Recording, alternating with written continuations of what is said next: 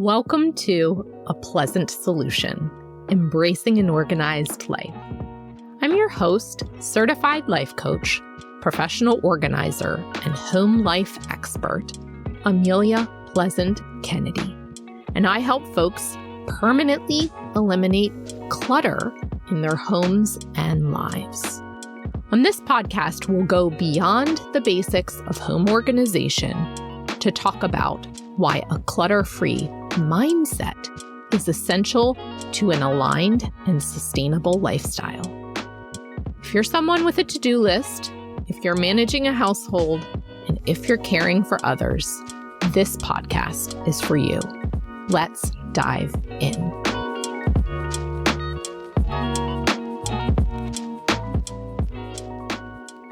Welcome to episode 71. Inviting your partner to play, a Fair Play Method workshop replay. Hey y'all, if you're not familiar, every month I offer a public workshop where you can come and learn and connect with me. Today's episode is a replay of our May 2024 workshop, where we talk about crafting your message and inviting your partner into the conversation on sharing the chore load and creating a more equitable division of tasks at home. Enjoy. Happy Fair Play Friday, everyone. My name is Amelia. If we haven't met, I am a professional organizer, a clutter coach, a fair play facilitator, which is what we're all here to chat about today. And in my one-to-one practice, I coach individuals and I facilitate between couples around the fair play method.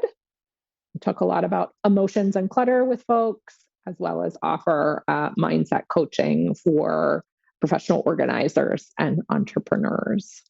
I'm also the host of a top-rated podcast called A Pleasant Solution, Embracing an Organized Life. So I invite you to check that out. I dip in and out of fair play and talk about why a clutter-free mindset is essential to an aligned and sustainable lifestyle. So before we dive in, I just want to mention, stay tuned. A colleague and I are thinking about doing a book club around unicorn space and a workshop series. So I'd love to hear from you if that's something you'd like to participate in and join. All right. So what we're going to do over the next 55 minutes is threefold.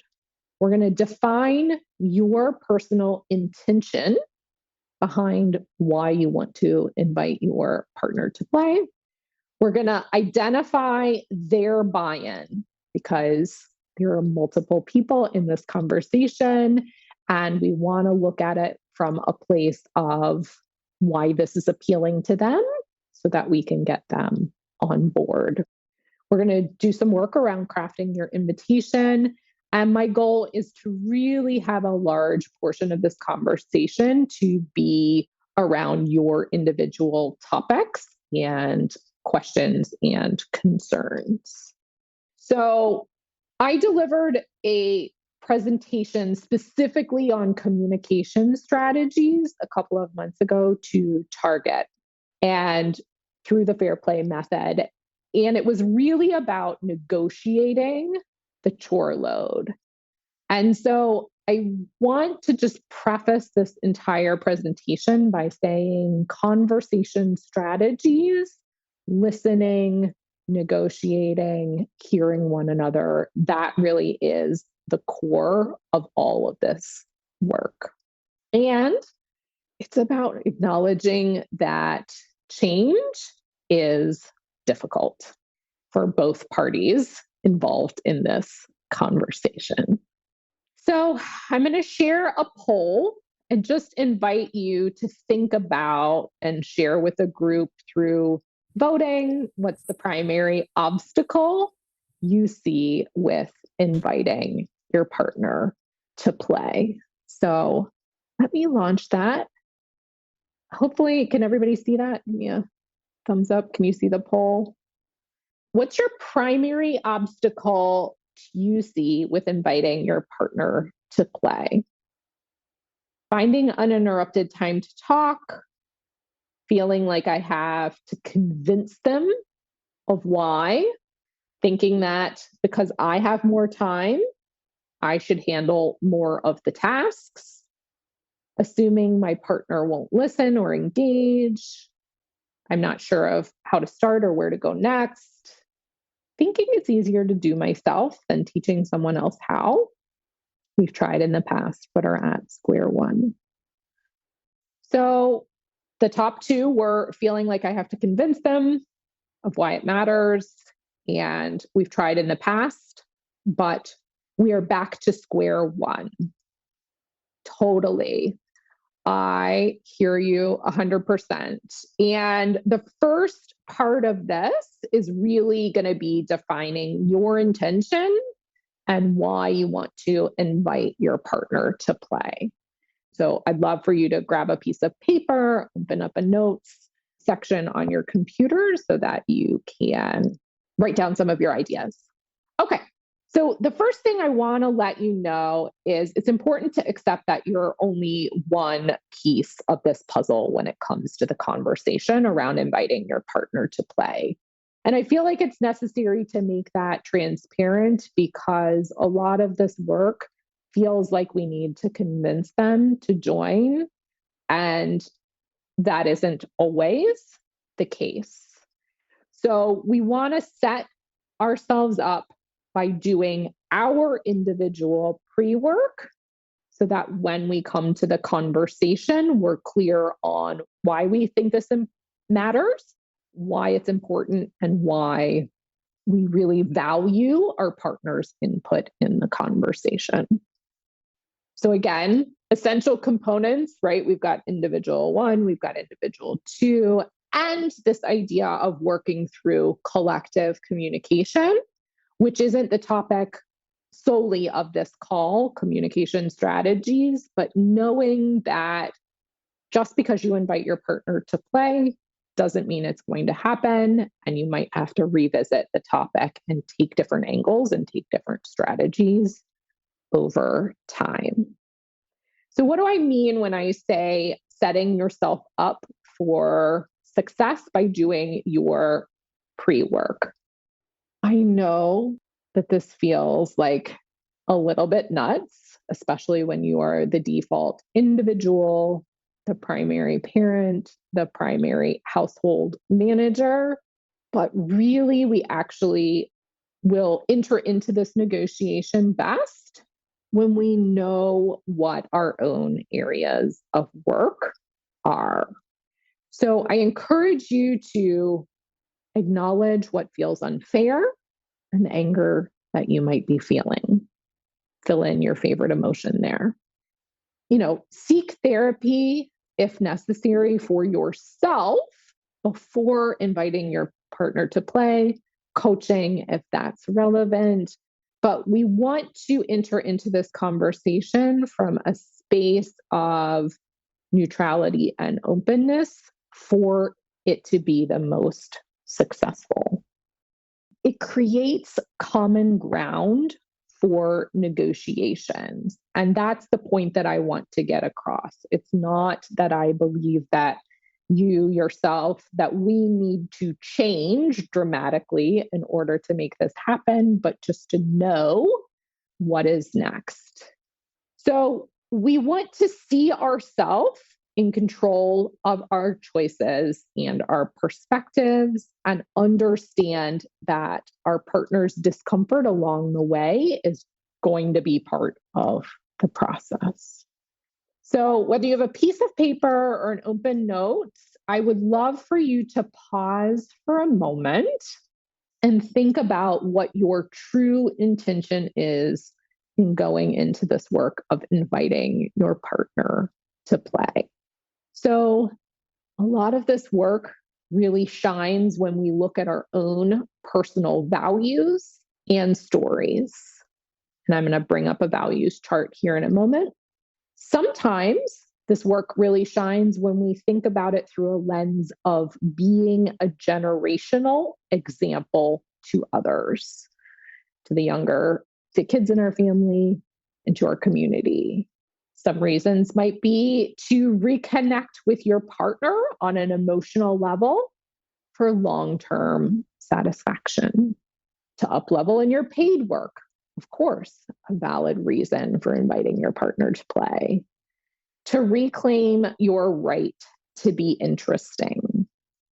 So what I mean by that is, again, building on this element of unicorn space, we're talking about our personal values and why this work matters to us in the first place. That it's not necessarily always coming from this place of anger or hurt, but really of a forward-focused purpose for improving the relationship within our home.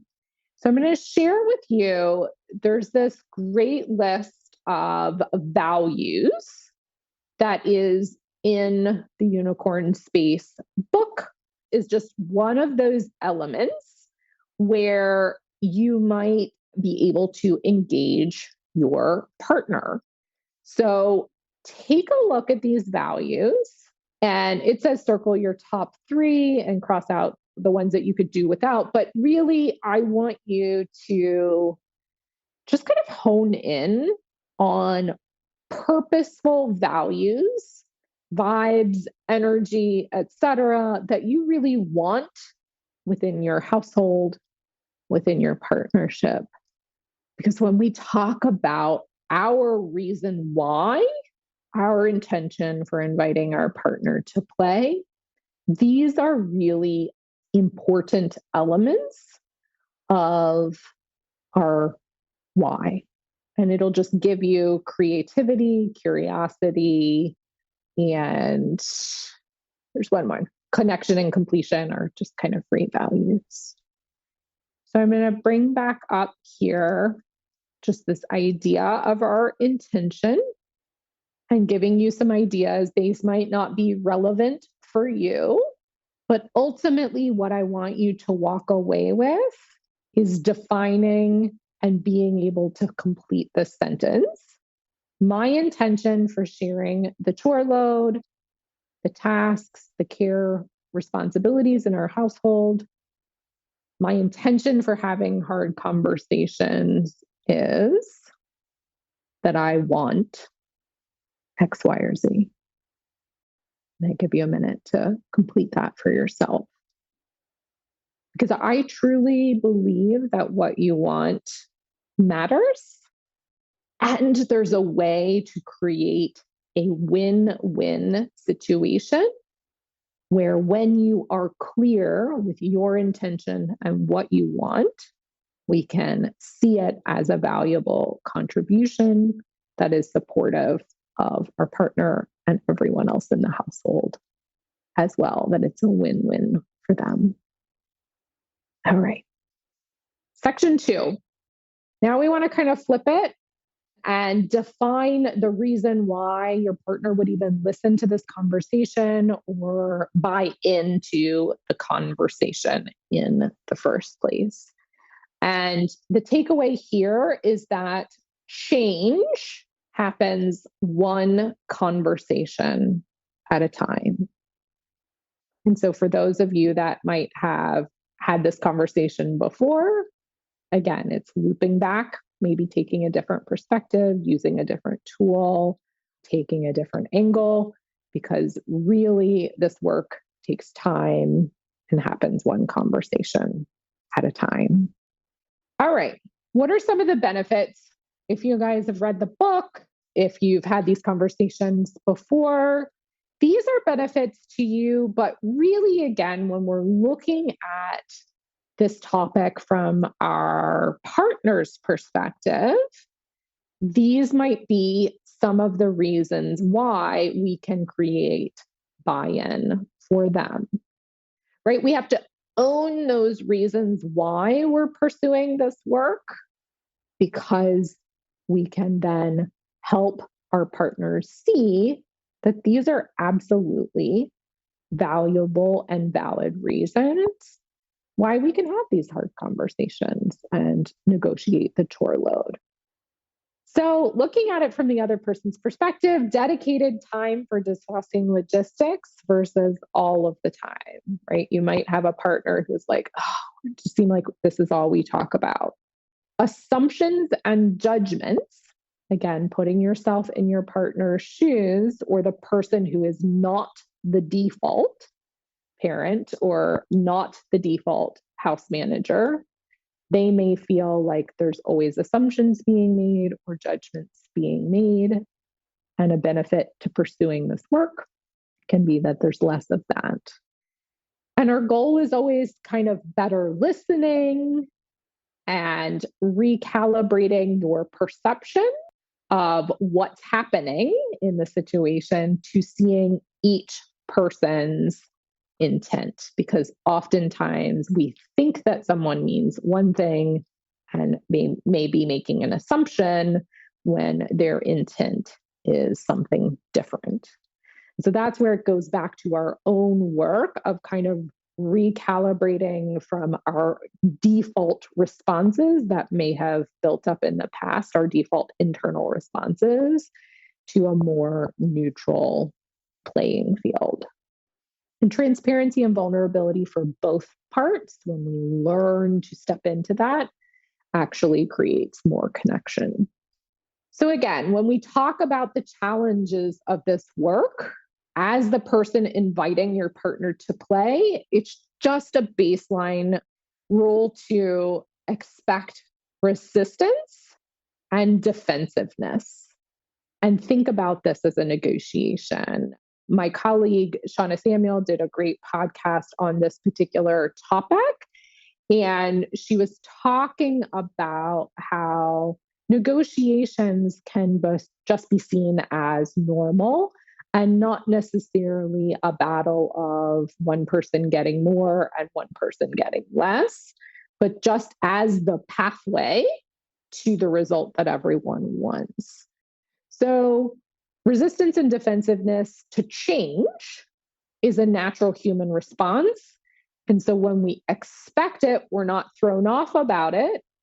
Internally, we can just be like, oh, I see that I've said something that hasn't landed. Let me give some space and time to let that person absorb it and then check back in. Their initial response isn't always the final response. So again, looking at it as a negotiation, as something that you can loop back to. And I want to also pair that with understanding that don't underestimate your ability to influence the outcome of this process and the conversation. So science shows us that we actually underestimate that when we ask someone to do something for us, they're actually more likely to help us to listen, to respond positively than we think that they will. Now, it's not perfect every single time, but I want to just remind you, if you're hesitant to ask or hesitant to open the conversation, you actually may have more power and ability to influence the outcome than you think. All right.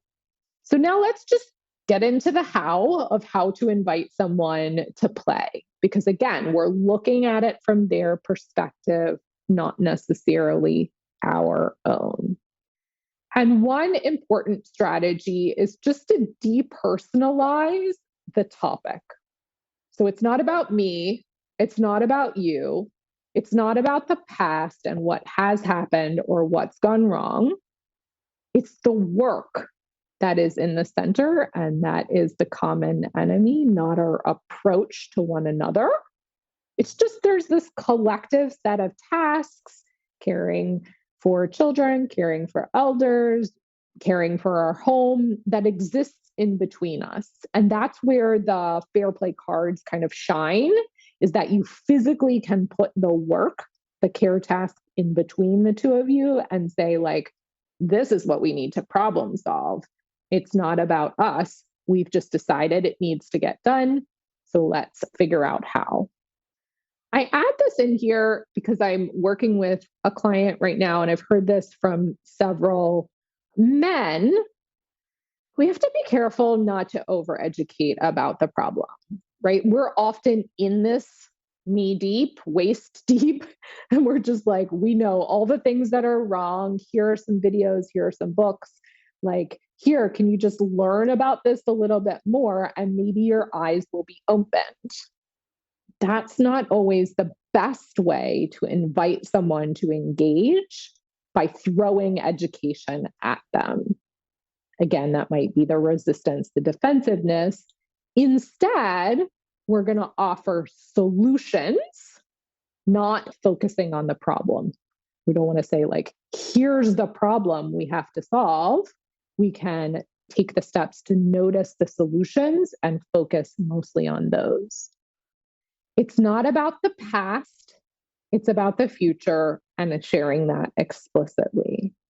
And in the chat, there's a question that says, how do I get to this place when I'm pretty much constantly simmering with rage? Right. And in that situation, it feels very much about the past and the relationship up until this point. And there are facilitators who are trained therapists as well. So I would point you towards them as resources, but it is that necessary individual work to kind of solve and heal for some of those feelings that will make the invitation to play a little bit more smooth and a little easier. So I absolutely hear you and get you. And I think that that is really real in our awareness as women, as default partners, as default house managers, as default everything. I want to validate that the rage is real talk and perhaps is something to work on before the invitation to play, because as you imagine, that is not going to lead to that common ground of negotiation when the other person picks up on the emotional elements. And if the roles were reversed, right, you also would be not eager to engage if you feel a level of personal attack. And of course, we can't control what other people are thinking and feeling, nor should we. We can only solve for our own emotional experience. I add in here to consider the context for your conversation, when and where matters, and to own your body language and tone. And I say this not to say, like, we are the problem. We need to fix. We need to do a level of emotional labor or work beforehand. That is not what I am implying here. What I am suggesting is just these are some of the elements when we look at communication interactions that might come into play. So just putting them out there for things for you to personally consider as levers that you can tweak to perhaps make the invitation and the conversation happen in a more open and fruitful manner. So when we talk about identifying what they want, again, I'd love for you to pull out your piece of paper or your notes and look at it from their perspective of what do they want? Why should they come to this conversation?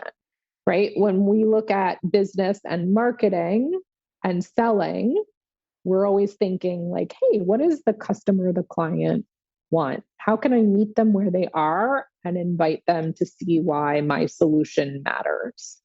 Same thing here, right? People want to know what's in it for them when there's an imbalance of power at play. Because honestly, the privileged partner most likely is not eager to give up some of their privilege, some of their power. And so getting them to engage is looking at it from the place of what they might want, what brings them to the table. So more connection, intimacy, or fun, right? Less back and forth, doubling up, following up of the work, less judgment on their part, less blame. And this is all very hard to manage when we are, as the default folks, feeling hurt. I get that part. And maybe at play is just more trust that they are capable and responsible, and maybe their input matters from the perspective of like, that's something that they want to be validated and heard that they are able to do this work as well. So, whatever it might be, I'd love to just pause and encourage you to kind of brainstorm some ideas of what your partner might want. All right. So when we look at this invitation to play, people are motivated by conversations that have three key elements. That has an element of play, that has an element of purpose, that has an element of potential. Right? You're here to this call today because I'd love to think we're going to have some fun, but like really you see the purpose of this topic, you see the potential for change in your particular home life situation, right? These are the things that bring people to the table. And these are the things that we can lean into when it comes to crafting our invitation. So what do I mean by this? Play. When we look at making the invitation to our partner, we can say, I know this is going to be a hard conversation, but we can do it while participating in a fun activity together while talking through these challenging topics. I feel like there's research on teenagers, for example, to say that like your teenager is more likely to open up and connect with you when driving alongside of you in the car, when they're not talking to you face to face, but shoulder to shoulder, that they don't have to like look directly at you and engage.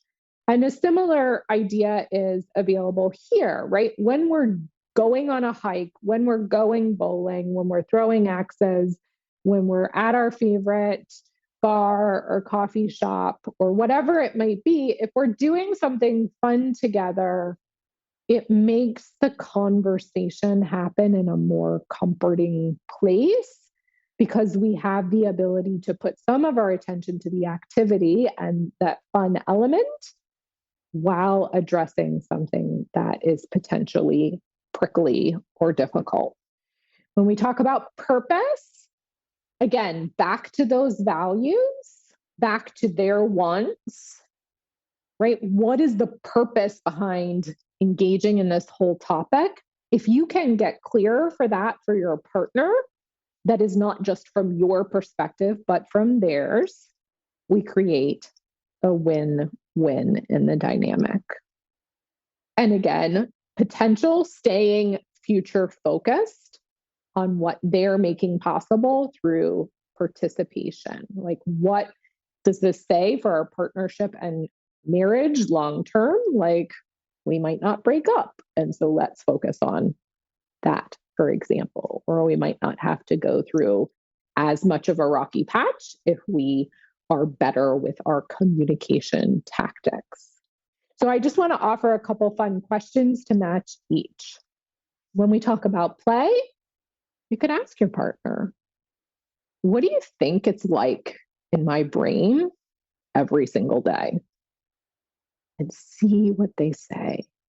Because if you're carrying that mental load, if you're the manager of logistics, they most likely have no idea of that invisible work that you're doing.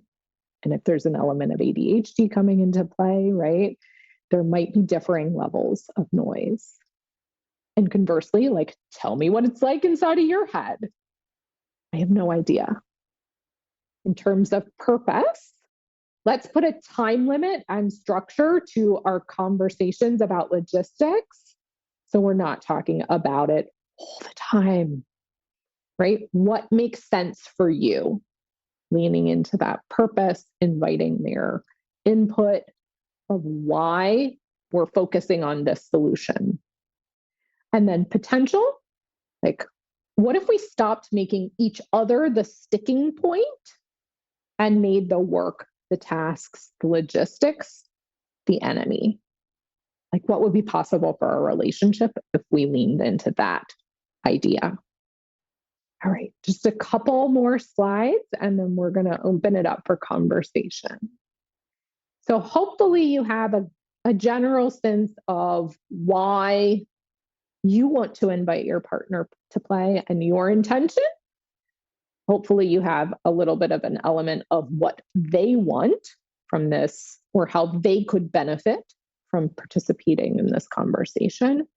And now we're going to pull it together to craft an invitation. And I just have a couple of examples that you can borrow or use. And again, you can add into the chat, or we can discuss here in a moment. All right. Because we both want X, Y, and Z, fill in the blank, I've been wondering how we can make that happen. Let's go do an activity and figure it out. Again, we're leaning into what we both want. We're on the same page.